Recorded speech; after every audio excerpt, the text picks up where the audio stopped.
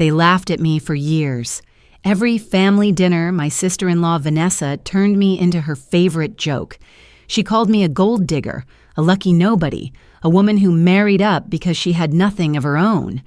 At first, I stayed silent, swallowing the shame, pretending her words didn't cut through me, but silence doesn't mean weakness. While she mocked me, I was building something bigger than her imagination could grasp, and the day she walked into the billion-dollar company she thought she'd conquer was the day she discovered who I really was. When I first married Daniel, I believed I had finally found a family that would embrace me. He came from a long line of scholars and entrepreneurs, people who spoke about art and politics over dinner like it was second nature. I thought stepping into their world would be like entering a safe haven, a place where intelligence mattered more than appearances, and love could grow without judgment. For the first few months, I let myself live in that fantasy. I dressed carefully, laughed at their stories, and offered to help his mother with every detail of the household. I wanted so badly to belong. But Vanessa never let me forget where I came from. She was Daniel's older sister, the one everyone in the family admired. Vanessa had a master's degree in economics, a polished job at a consultancy firm, and a way of speaking that demanded attention. At family dinners, she would lean back, sipping her wine, and glance at me as though I were a guest who had overstayed her welcome. "Emily, you're lucky, you know," she said once in front of everyone. "Not everyone can marry their way into comfort. Some of us actually had to work for it." The room went quiet for a moment, then his mother laughed as though it was just a harmless joke. But the sting stayed with me. It wasn't just once. At every gathering, Vanessa found a way to remind me I didn't measure up. She would point at my dress and say it looked quaint. She would tell stories about women she knew who chased after rich men and compare them, ever so subtly, to me. I smiled through it all, refusing to give her the satisfaction of seeing me break. Daniel told me not to take it seriously, that Vanessa had always been sharp-tongued. But he didn't understand. This wasn't sibling banter. It was deliberate humiliation. Still, I held on to the hope that if I kept my head down, if I proved myself kind and patient, eventually they would see me differently. I tried harder, baking cookies for his nephews, volunteering to organize family events, even laughing off Vanessa's sharper comments. For a while, I convinced myself things would improve. I was wrong. One evening, a friend pulled me aside with a strange look on her face. "Emily," she whispered, "have you seen TikTok lately?" I shook my head, confused. She handed me her phone, and I stared at the screen in disbelief. There it was, an account called Life with a Gold Digger Sister-in-Law. The videos were filled with skits, mocking scenes of a clueless wife clinging to her wealthy husband, paired with captions like, "When you bring nothing to the marriage but expect everything." The actress in the videos was Vanessa herself, dramatizing the role of the greedy wife. She never used my name, but the resemblance was unmistakable. The hair color, the mannerisms, even the way she exaggeratedly twirled her wedding ring, it was me. The videos had gone viral, millions of views, thousands of comments. Strangers laughed at the caricature of a shallow woman who had married for money. People tagged their friends, writing things like, "This is my sister's life," or "Emily Energy." My name wasn't there, but in our town, everyone knew who it was about. And Vanessa basked in the attention, smiling smugly at family dinners, as though she had achieved something extraordinary. I felt betrayed on a level I hadn't imagined. This wasn't private family cruelty anymore. This was public humiliation. Worse, Daniel's parents started treating me differently. His mother would say things like, "Emily, perhaps you should think about getting a job just to keep yourself busy." His father no longer asked me about my interests. They looked at me as though I was exactly the caricature Vanessa had painted. Even Daniel grew distant, laughing nervously when people mentioned the videos. "They're just jokes," he told me, but his eyes didn't quite meet mine. My world shrank. Friends I thought I could count on began avoiding me. At the grocery store, I caught people whispering, I couldn't escape the digital shadow Vanessa had cast over my life. Yet I stayed quiet, because silence was my weapon. I refused to give her the scene she wanted, the public meltdown that would confirm her story. I smiled at dinners, though my heart burned. I cleaned the kitchen alongside my mother-in-law, though I knew she pitied me.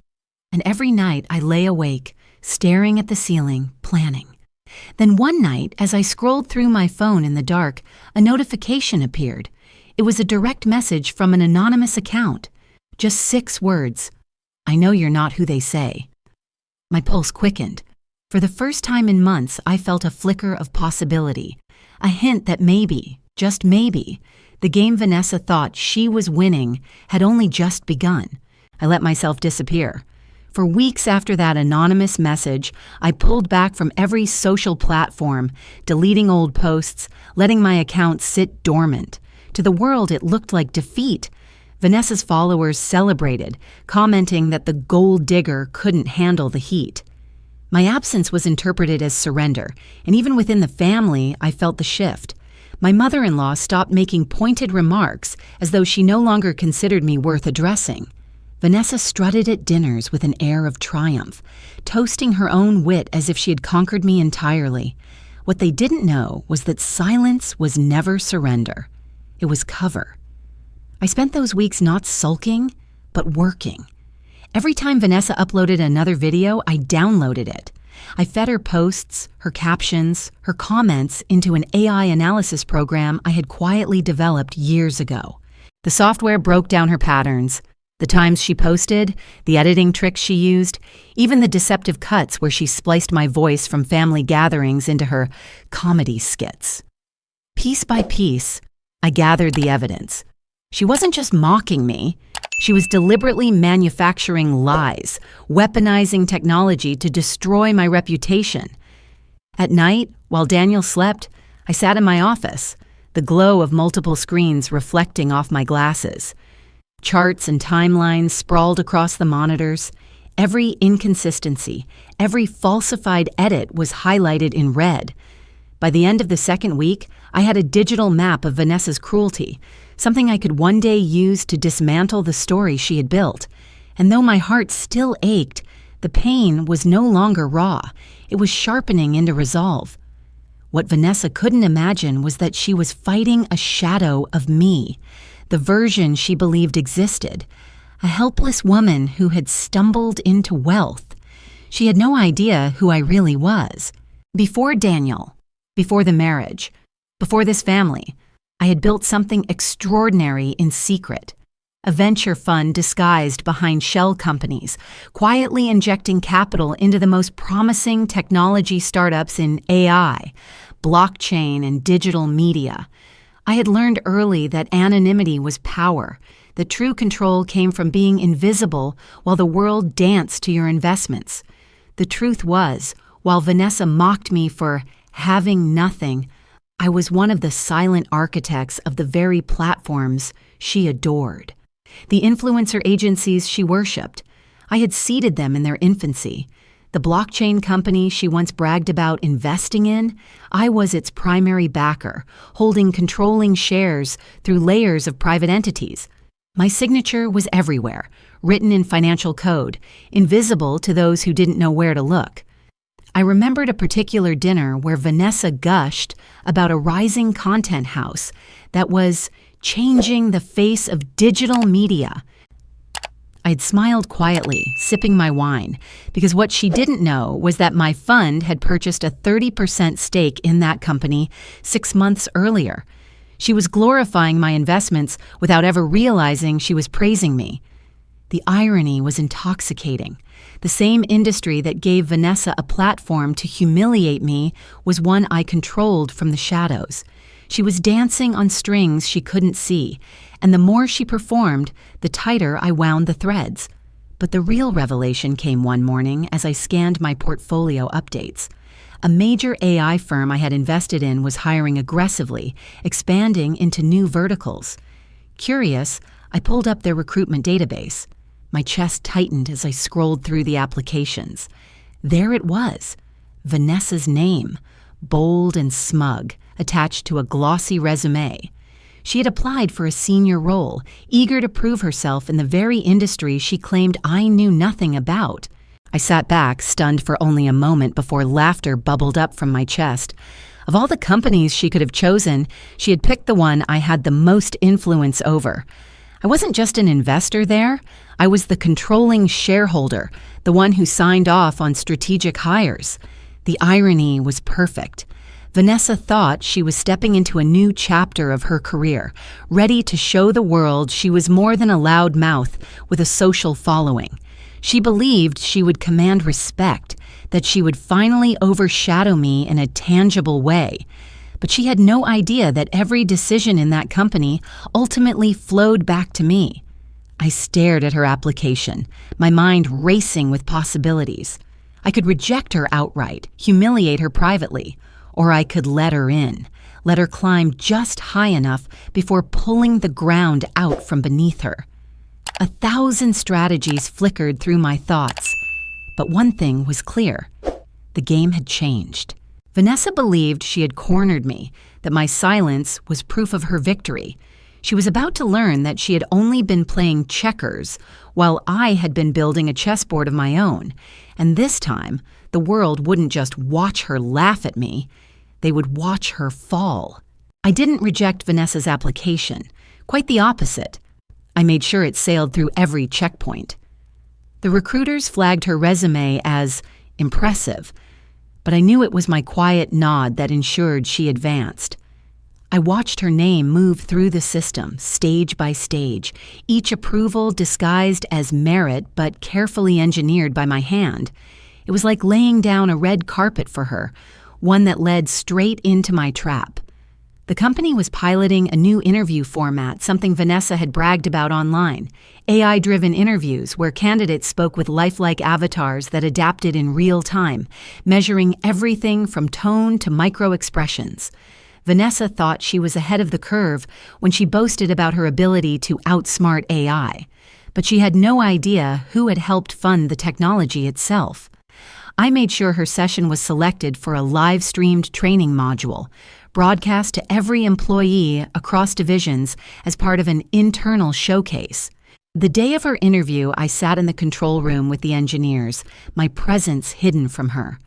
The avatar appeared on her screen, a polished woman in a blazer with a warm, generic smile. Vanessa's confidence oozed as she began, tossing around buzzwords, layering her sentences with jargon meant to impress. She leaned forward, smirking as though she had already secured the role. The AI tested her with scenario questions, measuring her ability to adapt under pressure. At first, she handled them with her usual arrogance, dismissing the challenges with canned solutions. But I had programmed the system differently for her. Instead of neutral prompts, the avatar began weaving in subtle references, words that echoed her TikTok skits. "How would you manage a team if they accused you of taking credit for work you didn't do?" the avatar asked. I watched Vanessa stiffen, her mask slipping just a little. And then came the turn. Midway through her interview, the screen flickered. The avatar froze, glitched, and vanished. When the feed returned, it wasn't the AI anymore. It was me. I sat in a chair, calm and composed, looking directly at her through the camera. The color drained from her face. "Emily?" she stammered. "What are you doing?" "This is your interview," I said evenly, my voice echoing through the live stream to hundreds of employees watching. "And I think it's time we discuss qualifications beyond a resume." Vanessa tried to laugh it off, darting glances around as if someone would rescue her from the screen, but the employees were glued to the feed. "This is highly unprofessional," she snapped. "You can't—" "Unprofessional?" I leaned forward. "Let's define that together." I tapped a key on my laptop and suddenly the feed split in two. On one side, Vanessa's interview continued. On the other, clips from her TikTok account began to play. Unedited, raw, and unmistakably cruel. There she was, dressed in mock versions of my clothes, twirling a ring, pretending to beg for money. The captions blared across the screen. "When your sister-in-law brings nothing to the table." Laughter rippled through the employee chat on the live feed. Vanessa's face twisted, first in denial, then in panic. "Those were jokes. They're not about—" I interrupted. "Not about me? Then explain why you used audio from our family dinners, Vanessa. Why splice my voice into your comedy? Why mimic my gestures?" I gestured to the engineers, and they rolled more footage. Every lie, every cut-and-paste fabrication she had manufactured was exposed in front of the very company she was begging to join. The chat exploded with comments. "Is this real? She mocked the CEO's family? Unbelievable." Employees covered their mouths, some shaking their heads, others outright laughing at the absurdity. Vanessa's composure cracked. She shouted at the screen, demanding the feed stop, threatening legal action. But the more she flailed, the more ridiculous she looked. I didn't have to raise my voice. The evidence spoke louder than anything I could have said. By the end of the session, her reputation wasn't just bruised, it was shattered.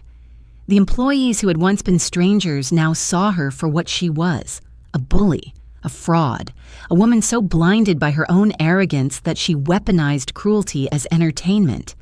And yet, as the stream cut off, I didn't feel the rush of victory I expected. Instead, a strange unease settled in my chest. Something about the timing of those clips, the way they had been stored, didn't sit right. After the engineers cleared the room, I returned to my office, my inbox blinking with new notifications. One subject line froze me. "You don't know the whole story." I clicked it open. There was no greeting, no signature, only a single line. "Vanessa isn't your only enemy. Someone else in your family has been helping her all along." I sat back, the weight of the words pressing into me. My trap had worked, but the game was bigger than I imagined. Vanessa was only the beginning. The morning after Vanessa's disastrous interview, I walked into the headquarters not as Daniel's wife, not as the butt of Vanessa's cruel jokes, but as myself, Emily Parker, CEO. Word of the interview had already spread like wildfire through the company. Employees whispered in hallways, snippets of laughter and disbelief bouncing off the walls. They had seen the truth play out in real time. But I knew this was only the beginning. That afternoon, I gathered the entire company in the auditorium. The lights dimmed and the screen lit up behind me. Vanessa's face froze mid-sentence from the interview recording, her bravado captured just before the AI feed had shifted to me. Murmurs rippled through the crowd as I stepped forward.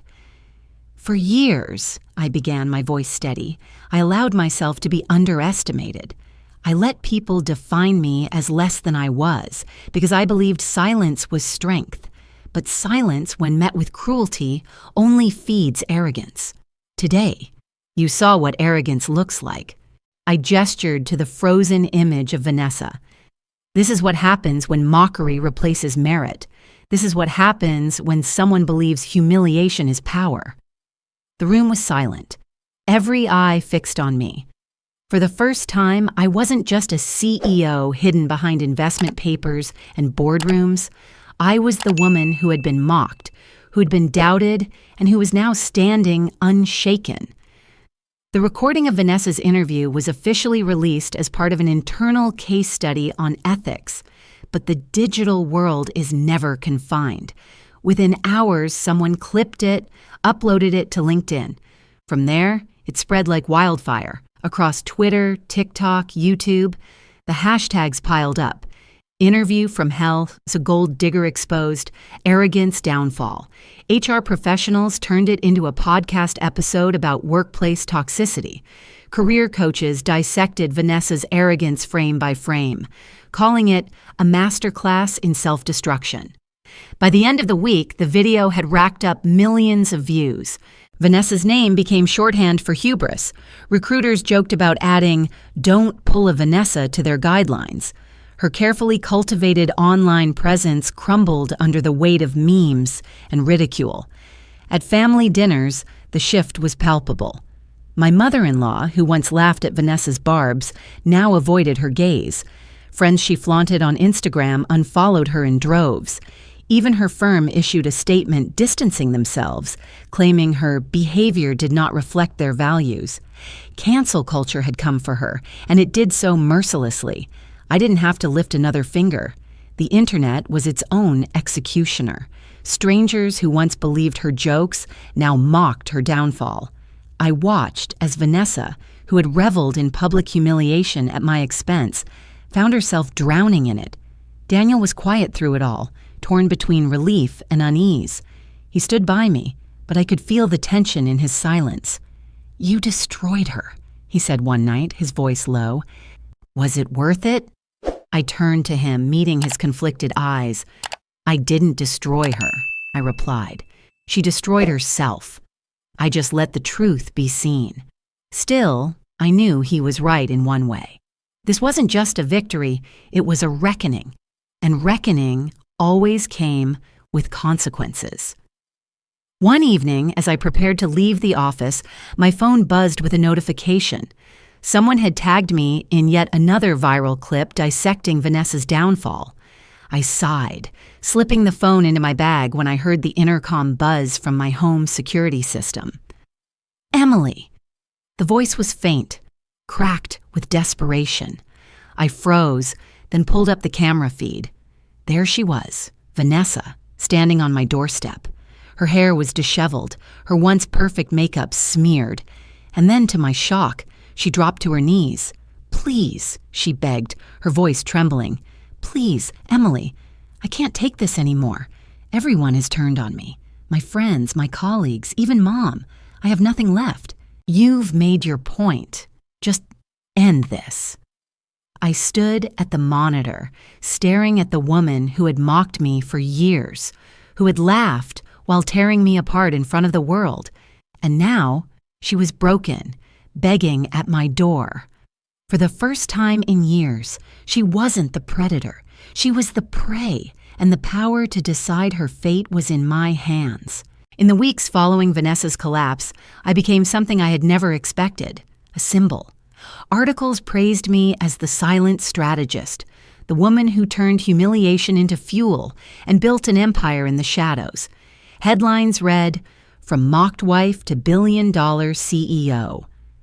Podcasts dissected my choices, hailing me as an example of resilience and female empowerment.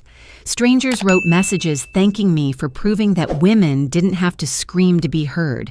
They could win with patience and precision. But while the world celebrated, my marriage began to crack. Daniel looked at me with new eyes, eyes that didn't sparkle with admiration but with unease. "All this time," he said one night, his voice thick, "you hid everything from me. The company, the investments, the empire you built. How could you not tell me?" I reached for his hand, but he pulled back. "It wasn't about you," I whispered. "I had to protect what I was building. It wasn't ready to be known." "You don't trust me," he said, shaking his head. "You never did." That cut deeper than Vanessa's insults ever had, because Daniel had been my refuge, the one person I believed in. Now even he was slipping away under the weight of my secrets. As if that weren't enough, a new storm gathered. A YouTuber known for investigative exposés released a video titled, "The Dark Truth Behind Emily Parker's Rise." It went viral overnight. The creator claimed that during my first startup, I had manipulated friends into unpaid labor, leveraged relationships for funding, and then cut them out when the company sold. Grainy screenshots, half-true emails, and testimonies from bitter ex-associates filled the video. To the casual viewer, it looked damning. Suddenly, the narrative shifted. I was no longer the heroine who triumphed over mockery. I was painted as a cold manipulator, no better than the woman I had exposed. The irony burned. I knew the truth was more complicated, that every startup left broken friendships in its wake, but the internet didn't care about nuance. They cared about spectacle. Daniel watched the video in silence, then turned to me with something close to fear in his eyes. "Is any of this true?" "I did what I had to do," I said softly. "To survive in an industry that eats people alive. I didn't have the luxury of being kind all the time. His silence told me everything. I threw myself into work, desperate to steady the image. My PR team issued statements, my legal team flagged false claims. But the real question gnawed at me. Who had leaked those old files? Who had given the YouTuber access to emails no one should have had? The answer came sooner than I expected. My security consultant traced the data trail back to someone I once knew well, Michael Hayes, my former co-founder. We had built my first company together until I bought him out after he lost faith in the project. He had always resented me for that. And now, years later, he had found his revenge. But he wasn't acting alone. The leak had been too precise, too perfectly timed to coincide with Vanessa's downfall. There had to be someone feeding him insider details about my family. I combed through every interaction, every suspicious gap in communication, until the pieces clicked into place. It wasn't Vanessa who had opened the door. It was my mother-in-law, the woman who had smiled sweetly while laughing at Vanessa's jokes. The woman who had treated me like a guest, then like a nuisance, then like nothing at all. She had been the bridge between my bitter past and my hostile present. She had given Michael what he needed to break me. When I confronted her, the mask didn't slip. It shattered. "You were never one of us," she said coldly. "I knew it the moment Daniel brought you home. You think money can buy respect, but it can't. Not from me." The words cut. Not because they surprised me, but because they confirmed everything I had feared. It was never just Vanessa. It was her mother's disdain, passed down like inheritance, feeding every barb, every cruel laugh. Vanessa had been a weapon, but the hand that held it had always been her mother's. And now I stood in the ruins of my family, celebrated by strangers, doubted by my husband, betrayed by the matriarch who had pretended all along to welcome me. For the first time, I wondered if the empire I built had cost me more than it gave. For days after confronting my mother-in-law, I lived in silence. The celebration from the outside world, the interviews and applause, meant nothing. At home, the air was heavy. Daniel's distance sharper than any headline, and the betrayal of his mother lingered like a poison I couldn't shake. I had clawed my way to power, but in doing so, I realized I had become trapped in a game I no longer wanted to play. Revenge had given me victories, but none of them tasted like peace. One night, unable to sleep, I sat in my study and stared at the files, the accusations, the carefully archived emails from my past. They told a story of ambition, yes, but also of ruthless survival. I thought of the young woman I once was, working nights, begging for funding, terrified of failure. I had made choices then, hard choices that left scars.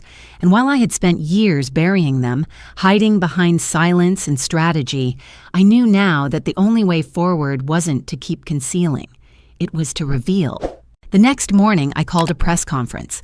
Cameras filled the room, microphones pointing like arrows, the hum of curiosity thick in the air.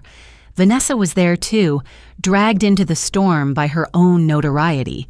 She sat in the back, sunglasses shielding eyes that once gleamed with arrogance, but now glimmered with shame.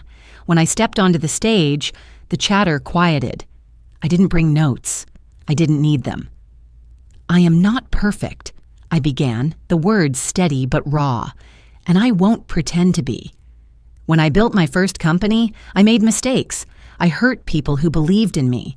I was so afraid of losing everything that I hardened myself, cut ties I shouldn't have, and for that, I carry regret.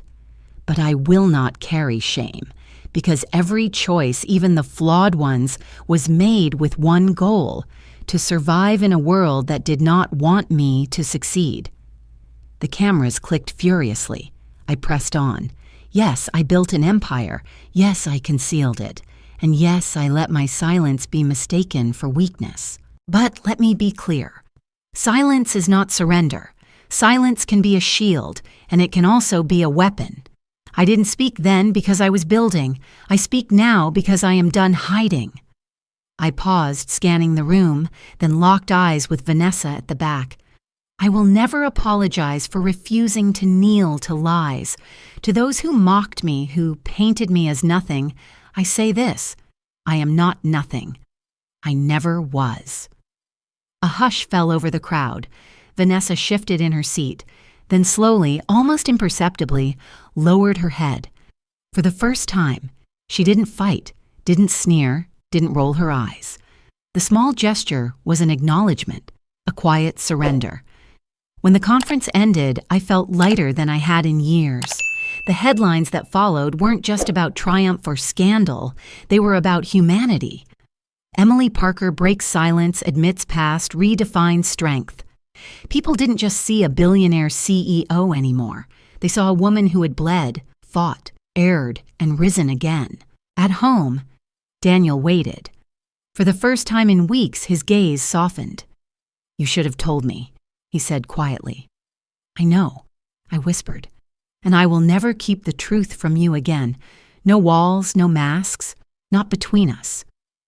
We sat together for hours, unraveling the years of silence, speaking truths we had both avoided. It wasn't easy, but it was real. And for the first time, I felt hope that our marriage could be rebuilt, not on pretense, but on honesty. As for Vanessa, I didn't invite her back into my life, but I didn't bury her either. She had lost her job, her reputation, her place in the family hierarchy. She came to me once more, not with arrogance, but with trembling humility. "I don't deserve forgiveness," she said, "but I want a chance to rebuild, not under you, on my own." I studied her for a long time. She was no longer the woman who had mocked me into silence, nor the one who strutted on TikTok for applause. She was broken, but in that brokenness lay the possibility of change. "You'll have to start from nothing," I told her. She nodded. "I know."